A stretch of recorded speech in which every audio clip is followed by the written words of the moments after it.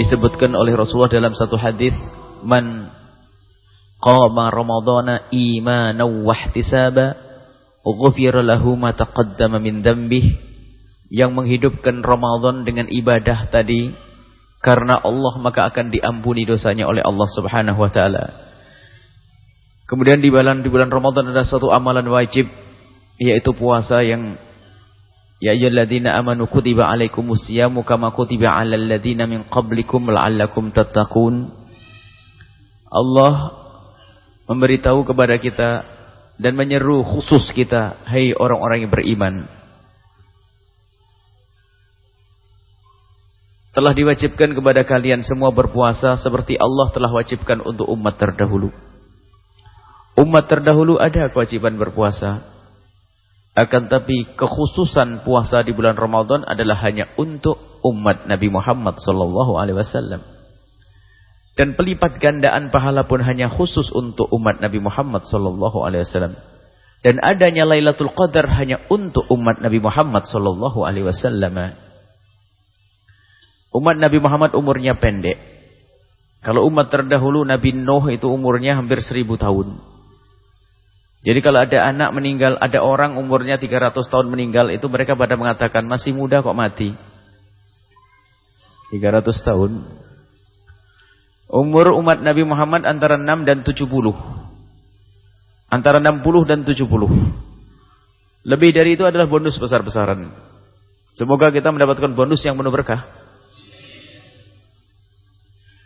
Akan tapi biarpun umurnya pendek, tapi Allah memberikan kepada kita yang namanya Lailatul Qadar. Dan itu pun bukan sekali seumur hidup kita.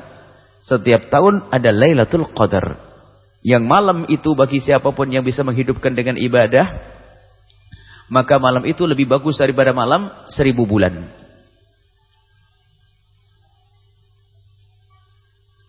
Lebih bagus daripada 1000 bulan. Dihitung 1000 bulan. Itu lebih daripada umur kita. Bahkan nanti kalau dijumlah dari umur tahun ke tahun melebihi daripada umur Nabi terdahulu. Itulah umat baginda Nabi Muhammad SAW. Umurnya pendek, akan tapi mudah untuk mendapatkan pahala. Dan kalau dipikir ujiannya enteng.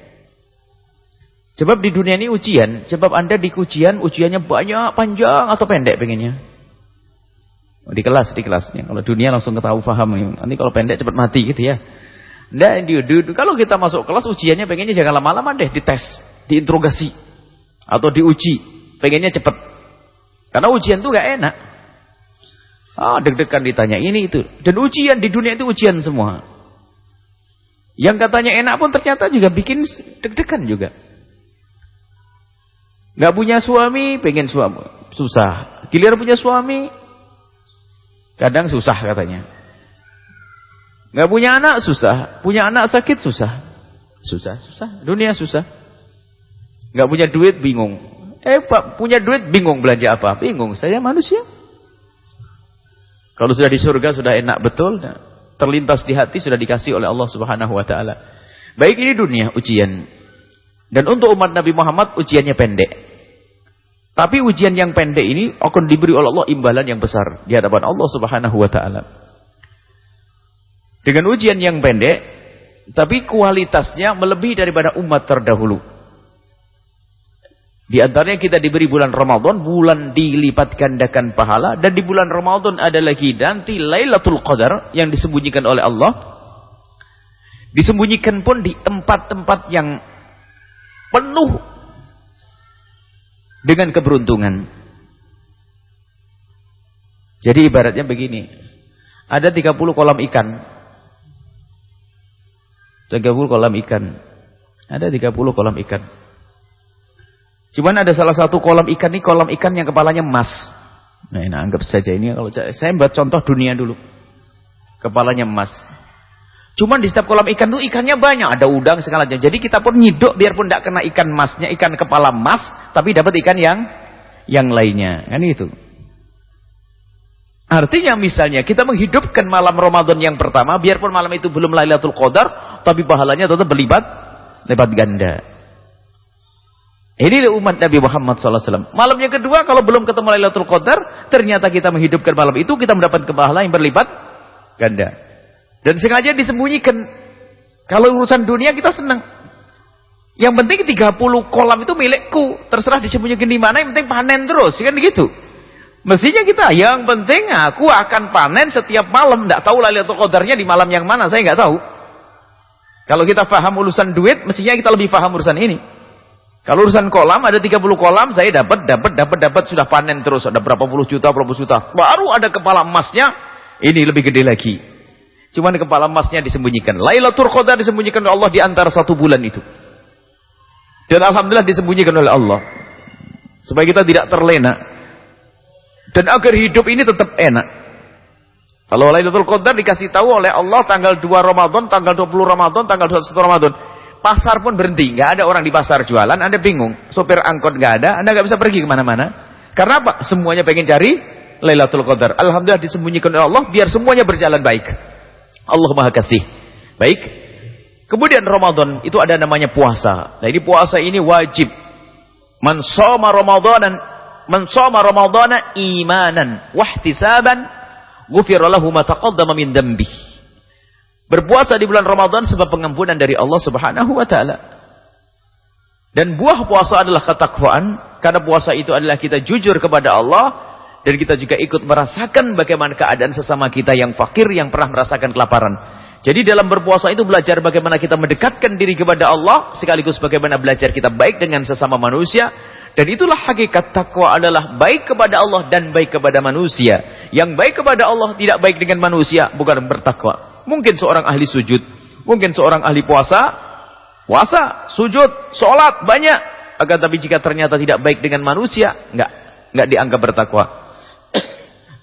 Atau sebaliknya, dia baik dengan manusia, tapi tidak baik kepada Allah, bohong, dia tidak bertakwa. Karena dia tidak kenal Allah. Maka dengan berpuasa ini kita belajar. Maka janji Allah, kalau engkau berpuasa benar, la'allakum tattaqun, niscaya engkau akan menjadi orang yang bertakwa. Buah dari yang namanya berpuasa. Maka dari itu, agar kita bisa mendapatkan gelar ketakwaan, yang ketakwaan di tempatnya adalah surga, wasari'u ila maghfirati min rabbikum wa jannatin arduha samawati wal ardu iddat lil muttaqin. Agar kita mendapatkan pengampunan sekaligus surga yang disiapkan untuk orang yang bertakwa. Yuk kita menjadi orang yang bertakwa dengan berpuasa, agar kita mendapatkan gelar bertakwa. Maka ayo kita benahi puasa kita. Maka hari ini, malam ini kita akan belajar bagaimana kita berpuasa yang benar. Berpuasa harus karena Allah Subhanahu wa taala, karena Allah. Dan puasa ini ibadah yang panjang, pagi sampai sore. Bukan sholat 4 rakaat selesai, tidak. Ini puasa. Puasa ini khusus, Allah akan berikan pahala khusus bagi orang yang berpuasa. Semuanya pahalanya dari Allah. Tapi Allah sudah berjanji untuk puasa itu, fa innahu li wa ana adzibih. Itu spesial itu. Maka aku akan beri pahala yang spesial juga. Artinya begitu, khusus. Itu berpuasa. Maka mari kita sempurnakan puasa kita. Kita harus punya ilmu berpuasa.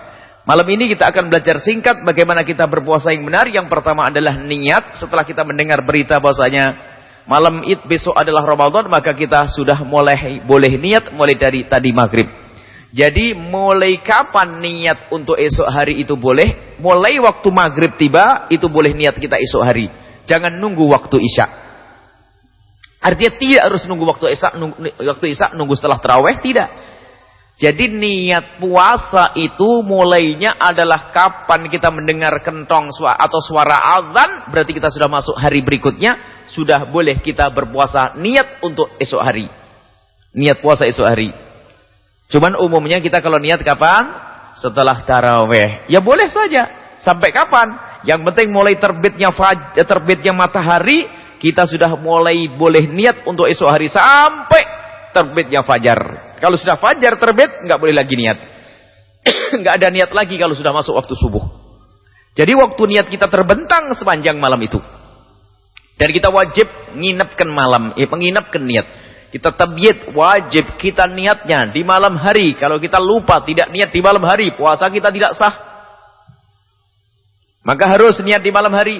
Dan niat itu cukup dengan hati, dan niat itu mudah. Jangan dipersulit urusan niat. Niat itu boleh. Nawaitu shawma ghadin an adai fardhi syahri ramadhana wa hadhihi sanata fardhu lillahi ta'ala. Itu panjang, gak hafal saya, sudah dah. Nawaitu shoma, aku kalau dah hafal panjang itu, aku niat puasa Ramadan, selesai. Ya Allah, saya mau puasa besok, ya Allah Ramadan, selesai. Faham, Allah ngerti. Yang penting Anda bermaksud mau berpuasa esok hari. Nah ini. Niat digampangkan. Kadang-kadang nawaitu shoma hotel dipanjang-panjangin tambah ruwet. Kadang-kadang PSM ghairu musorenya Ramadana, Ramadani, Ramadan. Ini murid. Nah, ini Ramadan tetap sah kok. Jangan dipersulit untuk orang. Nawaitu shoma, kalau ada belajar niat yang benar yang lebih sempurna, bolehlah. Nawaitu shoma ghadin an ada fardhi syahri ramadhani hadhihi sanati. Kok jadi tibu ya? Itu bahasanya orang nahwu berarti bingung. Ramadhan hadhihi sanati fardhu lillahi taala. Jadi niat yang panjang boleh, sempurna ini. Niat yang panjang sempurna boleh, tapi yang penting itu paling pentingnya niat itu apa? Aku niat puasa Ramadan, selesai. Sebab ada sebagian orang yang susah menghafal, apalagi ini ibadah tahunan. Kalau sholat kan sehari 5 kali, jadi mudah menghafalnya. Tapi kalau puasa kadang-kadang sudah nggak puasa sudah lupa. Jadi sekarang sudah itu mulai hafal niat, nggak hafal kertasnya ketinggalan, bisa nggak puasa nanti. Jadi dimudahkan saja urusan niat. Aku niat puasa esok hari, selesai. Baik. Dan harus di malam harinya, mulai dari terbenamnya matahari sampai sebelum fajar terbit, sebelum waktu subuh. Baik, setiap malam satu menurut mazhab kita Imam Asy-Syafi'i radhiyallahu ta'ala anhu. Cuman nanti untuk kemudahan, mohon nanti kita niat mengikuti mazhabnya Imam Malik. Kalau niat itu diborong saja, karena mazhab Imam Malik karena satu Ramadan dianggap satu paket. Jadi boleh kita niat di malam yang pertama puasa itu, ya Allah, aku mau niat puasa penuh sebulan di bulan Ramadan. Gitu. Allah sudah paham dan ngerti. Nanti hari berikutnya, kalau Anda masih ingat niat, hendaknya Anda niat. Kalau tiba-tiba Anda lupa, Anda sudah niat ikut mazhab Imam Malik rahimahullah ta'ala. Jadi dirapel niatnya. Boleh didobel niatnya. Malamnya niat, malam pertama Ramadan, aku niat puasa Ramadan sebulan penuh, ya Allah, selesai. Itu dipermudah saja urusan niat. Dan niat itu di dalam hati sudah sah. Tidak usah diucapkan. Misalnya begini, Anda ingat niat, langsung saja dilintaskan dalam keadaan apapun. Dalam keadaan apapun. Bahkan mungkin dalam keadaan Anda di dalam sholat. Kalau sholat, niat sholat batal. Tapi kalau di dalam sholat terlintas di hati Anda ingin puasa, itu sudah sah niat Anda. Misalnya, saking begitu pentingnya niat, jangan sampai ketinggalan. Makanya niat pun boleh habis buka, Allahumma lakal sumtu, selesai. Setelah itu apa? Selesai, langsung baca niat. Boleh sah. Atau nunggu tarawih sah, atau nunggu sahur sah. Selesai. Ini masalah niat saja. Kemudian setelah Anda niat, Anda harus menjauhi segala sesuatu yang dilarang agar sah. Jadi puasa itu adalah menahan diri dari hal yang membatalkan, mulai dari terbitnya fajar shadiq, masuk subuh maksudnya, sampai terbenamnya matahari. Menghindarkan diri kita dari hal-hal yang membatalkan puasa. Maka setelah itu kita wajib belajar apa sih yang membatalkan puasa. Apakah membatalkan puasa cukup tidak makan saja? Oh tidak. Dan batalkan puasa ada yang batalkan secara lahir dan batalkan secara batin. Kita akan bicara tentang yang membatalkan puasa secara lahir sehingga hukum puasa menjadi tidak sah, yaitu ada 9 hal yang membatalkan puasa. Ini sudah sering kami ulang-ulang dan juga bersama seringnya sebagian kita lupa, maka begitu juga kami akan mengulang-ulang. Jadi yang membatalkan puasa itu ada 9, saudara. Pokoknya dihafal 9, selebihnya jangan dipikirin. Ada buku kecil ini bisa dicari nanti. Puasa praktis 9 hal yang membatalkan puasa dan 9 orang yang boleh berbuka puasa. Ini praktis ringan. Ini bisa diajarkan di musola-musola ringan, sedikit demi sedikit. Ini bisa 3 hari 4 hari khatam sehingga orang punya bekal berpuasa yang benar.